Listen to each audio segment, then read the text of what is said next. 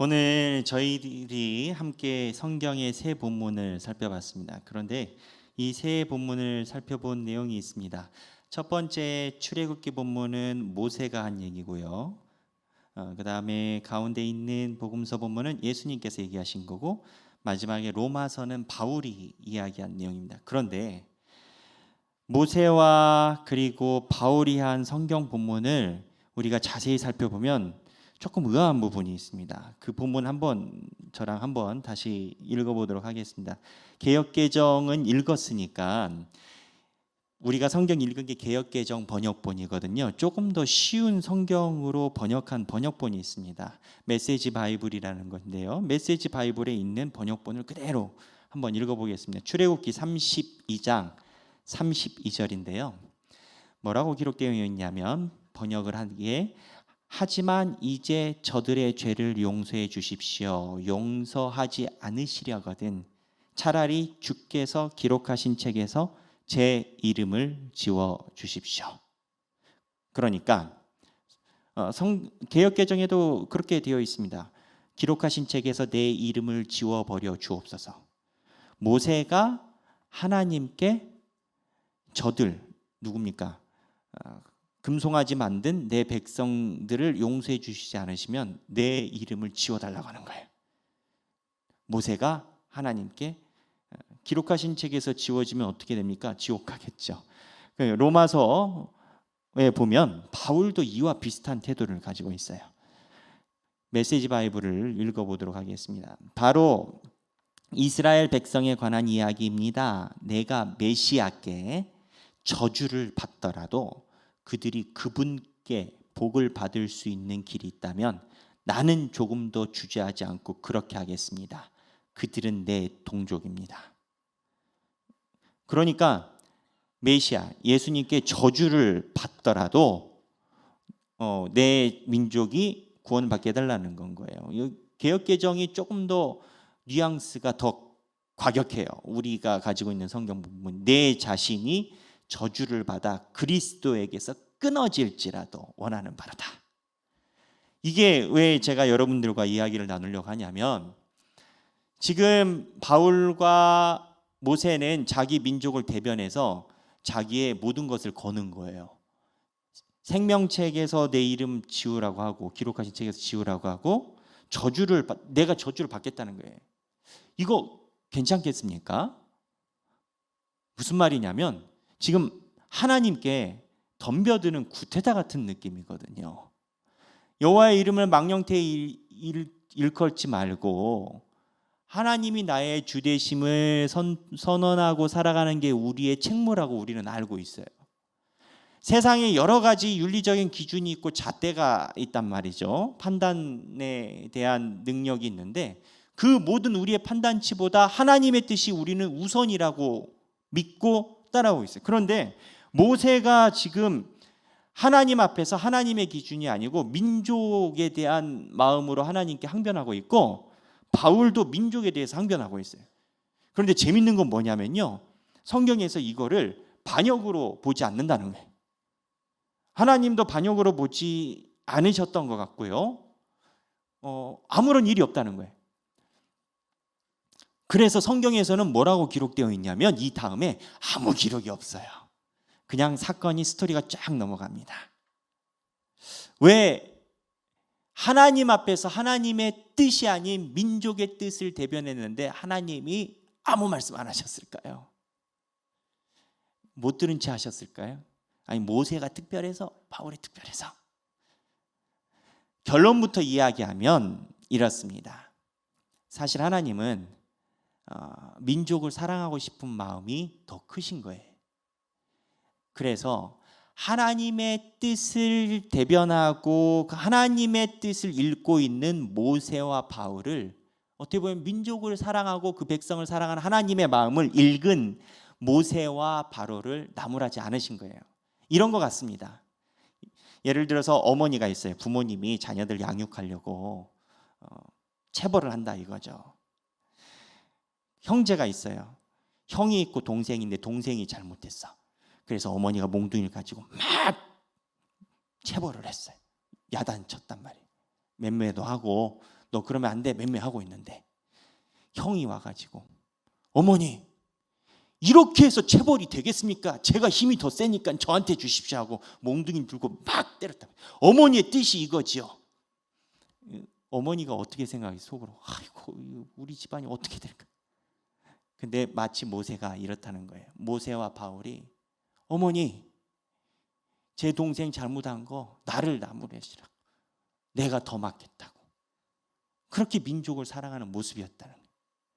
근데 이게 하나님이 보실 때 그러한 하나님의 마음을 읽었다 여기서만 끝나는 게 아니라 그게 하나님이 원하시는 거예요.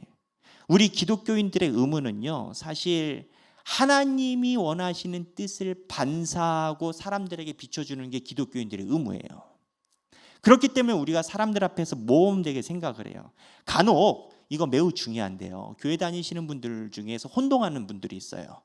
뭐 유교나 공자나 맹자나 여러 성인들이 이야기한 것처럼 높은 윤리적인 의식을 우리가 도달하는 데 굉장히 집중하는 분들이 있어요. 이거 틀렸어요. 우리는요, 윤리적인 의식에 높은 데 도달하려고 있는 종교가 아니고요, 하나님이 주시는 뜻을 반사하는 데 집중하는 종교예요. 종교라기보다는 그러한 하나님의 신앙 공동체예요. 내가 윤리적으로 높은 데 도달하는 게 아니라 하나님이 원하시는 것을 흘려보내고 하나님이 원하시는 것을 반사하는 것이 우리 삶의 기준이에요. 이게 왜 중요하냐면요, 우리 안에서 사람들이 하나님의 마음을 봐야 되는 거예요.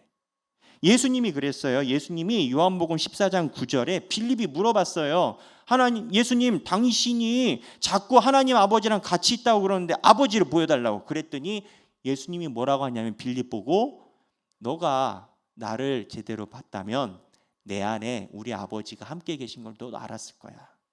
무슨 얘기예요? 예수님은 이미 예수님 안에서 하나님을 비추고 반사하고 계셨다는 거예요. 그래서 기독교인은요, 민족을 사랑해야 되는 이유가 아까 이야기한 것처럼 하나님이 사랑하지 못한 것 때문에 사랑하기도 하지만 우리가 하나님의 뜻을 반사해서 보여주는 소명이 있기 때문인 건 거예요. 그런데 성경에 보면요, 이렇게 하나님이 사랑하신 민족을 위해서 살아가셨던 성경의 인물들을 보면 좀 우리가 생각한 것과 다른 부분이 있습니다. 각도를 조금 달리하면요, 민감한 부분들의 시각에서 접촉되는 부분이 있어요. 먼저 모세 보겠어요.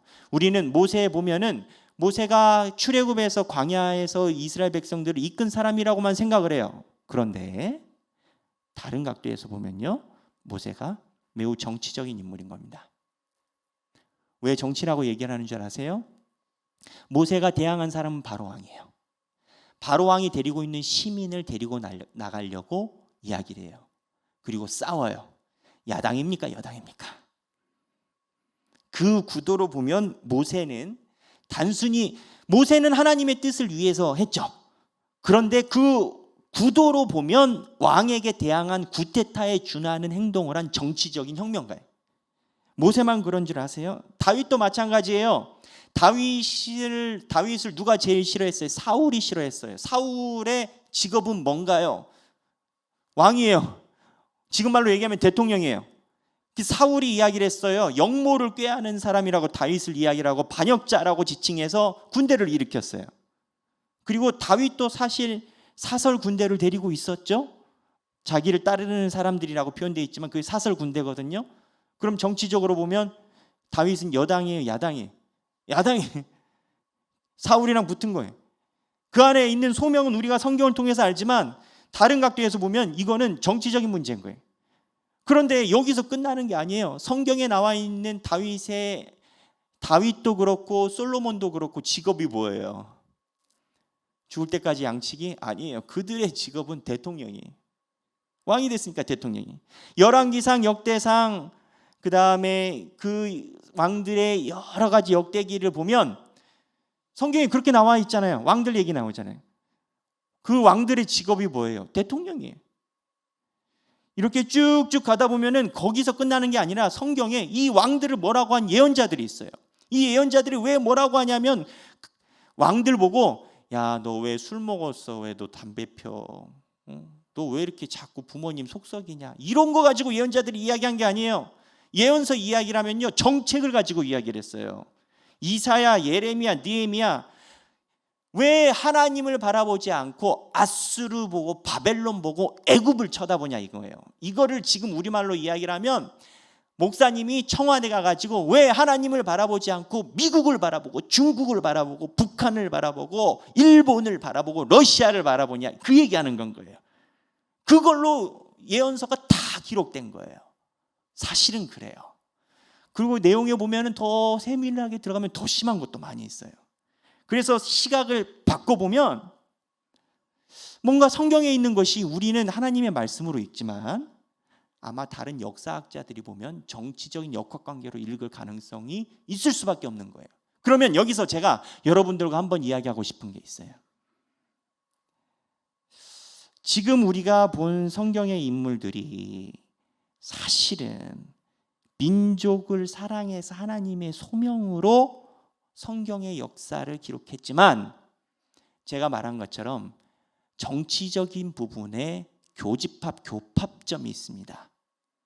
제가 질문하겠습니다. 기독교는 정치에 관여하는 것이 옳습니까? 그럽니까? 아주 민감한 질문입니다. 기독교는 정치에 참여를 해야 됩니까? 말아야 됩니까? 제가 성경에 있는 역사를 이야기를 하니까 말하기가 어렵죠. 제가 제 소신껏 이야기를 하겠습니다. 기독교가 정치에 참여하냐 않느냐라는 질문을 한다면 저는 이 질문 자체가 잘못됐다고 이야기를 합니다. 이 질문 자체가 정치적이라고 생각을 합니다. 우리는요, 정치에 참여하려고 하는 것이 아니라 기독교인은 정치에 참여하고 말아야 된다는 중고로 이야기를 하는 게 아니라 기독교인은 하나님의 뜻대로 살아가느냐 살아가지 않느냐가 중요한 겁니다. 그게 정치 현장이고 모세처럼 정권에 대한 이야기면 그 자리에 있는 거고 아무리 정치가 좋고 옳다고 하더라도 하나님의 뜻이 없으면 그곳에 우리가 없는 것입니다. 바울도 이러한 현상을 경험했어요. 바울이 고린도전서에 보면은 교회 갔더니 교인들이 다 나눠진 거예요. 나는 바울파, 나는 게바파, 나는 아볼로파, 나는 그리스도파 그런 거예요. 지금으로 얘기하면 나는 담임 목사님파, 나는 우리 선임 장로님파, 나는 뭐 원로 목사님파 뭐 이렇게 나눠진 거예요. 바울이 비통하게 고린도전서부터 이야기를 했어요. 언제부터 우리가 이랬냐고. 우리는 무언가 정치적인 참여하냐 말하냐 이러한 입시로 움직이는 신앙인이 아니라 하나님 안에서 하나님의 뜻이 없냐 있냐로 모든 것을 판단해야 된다는 거예요. 그렇게 보면 기독교가 정치에 참여하는 게 옳으냐 그르냐의 질문이 아니라 기독교인들이 하는 행위에 하나님의 뜻이 있냐 없느냐로 질문을 바꿔야 돼요. 그곳이 정치면 정치에 가 있는 거고요. 그게 삶의 현장이면 건설 현장이면 건설 현장에 가 있는 거고요. 그 질문이라는 거예요. 그런데 이렇게 하면 우리가 그동안 암암리에 알고 있었던 여러 가지 생각과 충돌이 돼요. 뭐냐? 기독교인들은 중립을 지켜야 된다. 교회에는 다양한 사람이 있어서 중립을 지켜야 된다. 저는 이 말이 완전히 틀렸다고 생각하지는 않습니다. 완벽하다고 생각하지는 않습니다. 무슨 얘기냐? 예수님이 어떠한 시각을 가지고 군중을 받는지 살펴봐야 돼요. 예수님이 실제로 그랬어요. 예수님을 따라오는 사람들이 있었는데 예수님을 따르는 사람이 가만히 보니까 예수님이 위험해요. 예수님이 메시아고 지식계층들은 알았어요. 예수님이 예언과 일치하는 부분이 있는지 알았어요. 근데 살펴보니까 한쪽은 지도자들이 알아도 예수님을 어쨌든 가만 안 두려고 그래. 왜냐면 자꾸 예수님이 위험한 발언을 하니까.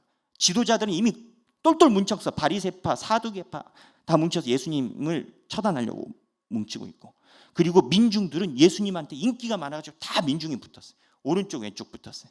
그랬더니 가운데서 가만히 소위 중립이라고 눈치를 보는 계파가 생겼어요. 그때 예수님이 뭐라고 했는지 아세요? 오늘 본문이에요. 한번 볼까요? 마태복음 12장 30절인데 먼저 개역개정을 오늘 본문을 읽어보면 나와 함께 아니하는 자는 나를 반대하는 자요, 나와 함께 모이지 아니하는 자는 해치는 자니라. 이게 또 이렇게 읽으면 말이 어려워요. 말이 어려워. 우리 성경이 어려워요. 쉬운 성경으로 이야기하면 뭐라고 이야기를 하냐면요, 메시지 바이블 한번 보겠습니다. 한번 같이 읽어볼까요? 시작. 이것은 전쟁이며 중립지대는 없다. 내 편이 아니라면 너희는 내 적이다. 돕지 않으면 방해하는 것이다. 예수님의 인식은요, 하나님의 일을 할 때는 예수님의 일을 따르는 자와 따르지 않는 자 두 개로 구분되는 거 모르시는 거예요. 가운데 서 있는 자가 없는 거예요. 제가 이러한 이야기를 하는 이유가 있습니다. 제가 모세와 바울을 이야기를 했죠. 모세와 바울은 하나님에게 항변하고 민족을 대변한 사람이었어요. 그런데 이 민족을 대변한 사람이 하나님께 망령태에 일컫는다고 천벌을 받은 것이 아니라 하나님이 성경의 기록에 남기시고 넘어가셨어요. 왜? 하나님이 원하는 사랑이니까. 그리고 민중들이 모세와 바울을 통하여 하나님의 얼굴을 봐야 되니까. 그렇게 보면 성경에 있는 예언자와 왕들이 했던 것처럼 삶의 민감한 문제에 들어갈 수밖에 없어요. 근데 그 길이 언제나 녹록하지는 않아요. 1차 세계대전이 2차 세계대전에 일어나면서 독일에서 무슨 일이 있었냐면 모든 기독교인들이 마치 이상하게 히틀러를 메시아처럼 생각을 했어요. 왜냐하면 독일은요, 프레스비테리안 종교개혁을 일으킨 마틴 루터나 종교개혁을 일으킨 나라 중에 하나예요. 그래서 독일은요, 예전부터 목사님들을 나라에서 책임을 졌어요. 목사님들이 공무원이에요. 왜냐하면 나라의 설립 자체가 이 땅에서 하나님 나라를 이루겠다는 종교개혁자들의 의지가 세워져 있어가지고 독일은 지금도 목사님들이 공무원이에요. 제가 샌프란시스코에서 유학할 때 독일에서 오신 목사님이 있었어요. 친구 목사님인데 너희는 목사님이 공무원이냐 했더니 나라에서 월급이 나온대요. 연금도 나오고. 그럼 목사님은 어떻게 되냐 했더니 우리나라로 얘기하면 행정고시 보듯이 이렇게 시험 쳐서 목사님도 공무원 시험 쳐가지고 목사님이 된대요. 지금도 그러냐 그랬더니 지금도 그렇대요. 시험이 어렵대요. 자기는 합격했대요. 그러니까 여기 왔겠지. 어쨌든 독일은 그러한 정신을 갖고 있는데 하나님의 뜻이 이 땅에서 이루어지기를 바라다 보니까 잘못 판단한 거예요. 히틀러가 이 땅에서 하나님 나라를 구현할 사람으로 생각한 거예요. 그리고 예수 그리스도를 능멸했던 유대인들에 대해서 비판적인 게 독일인 마음에 들었던 거예요. 그때 이것이 잘못됐다고 민족을 위해서 항거한 사람이 있어요. 유명한 신학자인데 보네퍼라는 분이에요.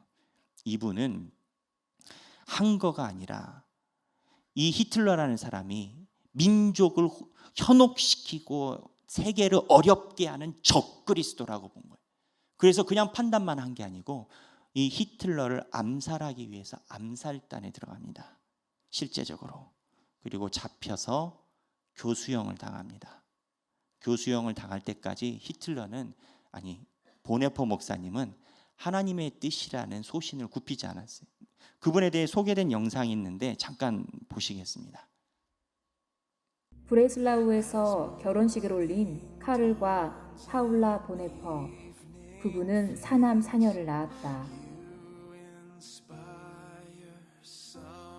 둘째 아들 제1차 세계대전에서 전사, 27년 뒤에 발발한 제2차 세계대전 전쟁은 두 아들을 더 빼앗아갔다. BBC 추모 예배 방송을 시작한다. 노부부는 라디오를 켠다. 고인은 약혼자가 있으며 목사이자 신학자 그리고 스파이였다. 히틀러 암살 음모에 가담한 그는 히틀러 암살을 공모한 죄로 처형당한다.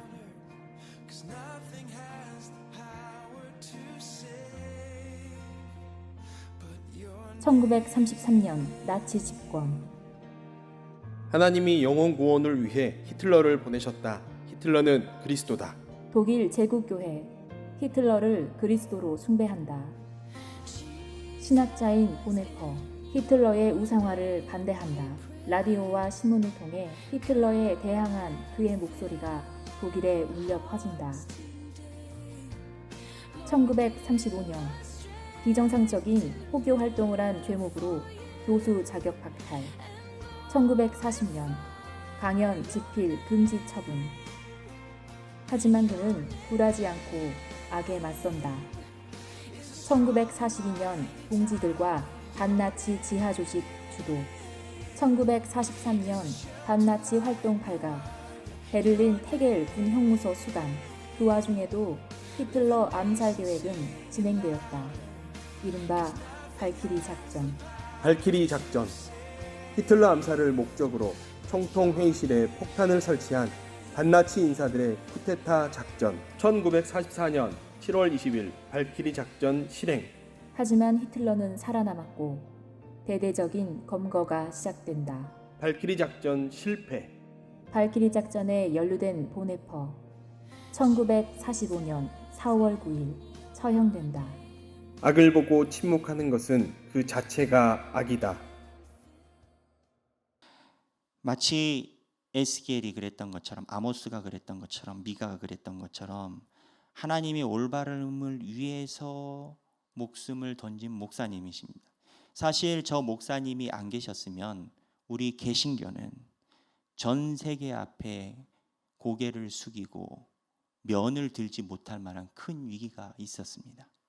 하나님이 저 목사님을 사용하셔서 히틀러를 세운 것이 독일이지만 그거에 반한 개신교가 있었다는 민족의 등불을 유지해 주셨습니다. 제가 이 이야기를 길게 하는 이유가 있습니다. 하나님은 민족을 사랑하는 마음이 있고 민족 중심이 아닌 하나님의 소명이 그곳에서 이루어지기를 바라는 것이 있습니다. 내일이 5.18 민주항쟁 기념일입니다. 목회자 사회에서 불문율 중에 하나가 절대 정치적인 문제를 이야기하지 말자가 있습니다. 저는 그 불문율에 반대합니다. 정치적인 이야기가 아니라 하나님이 옳다고 하는 이야기, 하나님의 뜻이 있었고 하나님이 사용하셨다라고 이야기하는 이야기는 하나님의 소명으로 우리가 기리고 선포해야 된다고 생각을 합니다. 우리 양림교회는 하나님이 군사정부 때 민족의 등불이 희미해져 갈 때 광주를 들어 쓰실 때 그 자리에서 함께 했었던 교회 중에 하나입니다. 3.1운동 정신을 이어져 왔고 광주 학생운동으로 인해서 고통받았던 분도 있고 그분들을 돌봤던 분도 있고 그 시민들을 위해서 병원에서 그분들을 치료했던 분도 있고 여러 다양한 각지에서 민중과 함께했던 교회입니다. 저는 그러한 우리의 역사가 강단에서 절대 정치적인 이야기를 하지 마라 라는 오히려 제 입장에서 정치적인 프레임이 아니라 하나님의 뜻을 온전히 실행한 보네퍼 목사님과 같은 그러한 우리의 자랑스러운 자치라고 생각을 합니다. 우리는 하나님의 뜻에 따라서 민족을 사랑합니다. 그리고 민족을 사랑해야 됩니다. 그리고 그 사랑이 중립지대에 있는 것처럼 마치 양비론처럼 있는 위치가 아닌 예수님을 따라가는 사람으로서 삶을 살아가야 된다고 저는 굳건히 믿습니다. 오늘 설교 마지막을 저 감옥에서 목숨을 달리하신 보네퍼 목사님의 마지막 시를 읽고 찬양함으로 마치려고 합니다. 저 목사님이 교수형 날짜가 잡혔고요. 교수형을 당하기 며칠 전에 마지막으로 쓰신 시가 있습니다. 그 시의 내용이 직역을 하면 이렇습니다. 선한 능력에 언제나 고요하게 둘러싸여 보호받고 위로받는 이 놀라움 속에, 그러니까 자기가 교수형에 당할 줄 아는데 두려움 속에서 하나님의 선한 능력이 나를 둘러싸고 있는 걸 보네퍼 목사님이 날마다 느끼는 겁니다. 나치 수용소에서 기록했던 의사가 말하길, 거기에 있었던 담당 공무원이 말하길, 자기가 많은 교수형 당한 사람을 봤지만 보네퍼 목사님처럼 경건하게 죽음을 맞이한 사람을 본 적이 없다고 얘기했습니다. 선한 능력에 언제나 고요하게 둘러싸여 보호받고 위로받는 이 놀라움 속에 여러분과 함께 오늘을 살기 원하고 오늘을 산다는 것은 현장에서 고통받는다는 거. 그리고 여러분과 함께 새로운 한 해를 맞이하고 싶다. 내가 살고 싶다는 거 아닙니다. 이전에 모세의 죽음이라는 시를 썼는데 우리의 새로움은 이 땅이 아니라 하나님 나라에서 새로워질 것이다. 지나가는 이 땅의 것에 우리가 연연하는 것이 아니라, 목숨이 연연하는 것이 아니라 하나님 앞에 새로운 날을 우리가 함께 보기를 원한다. 선한 능력에 우리는 너무 잘 보호하고 있으며 믿음으로 일어날 일을 기대하고 있습니다. 두 번째, 옛것이 여전히 우리의 마음을 괴롭게 하고 어두운 날들의 무거운 짐은 여전히 우리를 누르지만 오 주님, 내몰려버린 우리의 영혼에게 당신께서 준비해 놓으신 구원을 주옵소서. 당신께서 우리의 어두움 속으로 가져오신 그 촛불들이 오늘 밝고 따뜻하게 타오르게 해 주시옵소서. 우리가 다시 하나 되게 하여 주옵소서. 우리는 압니다.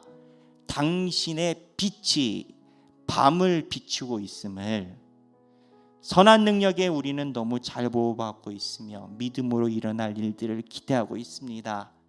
하나님께서는 밤이나 아침이나 우리 곁에 계십니다. 또한 매일 새로운 날에 함께 하십니다. 이게 보네포 목사님의 마지막 유작입니다. 이 내용을 바탕으로 독일에 있는 목사님이 찬송가를 지었고 독일 찬송가에 기록되어 있는 찬송가가 있습니다.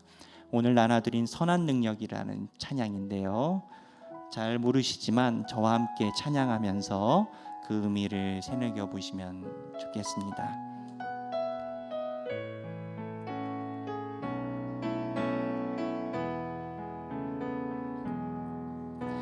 그 선한 힘에 고요히 감싸여 그 놀라운 평화를 누리며 나 그대들과 함께 걸어가네. 나 그대들과 한 해를 연해 지나가 넘을 어둠의 날들이 무겁게 내 영혼 짓눌러도 오 주여 우릴 외면치 마시고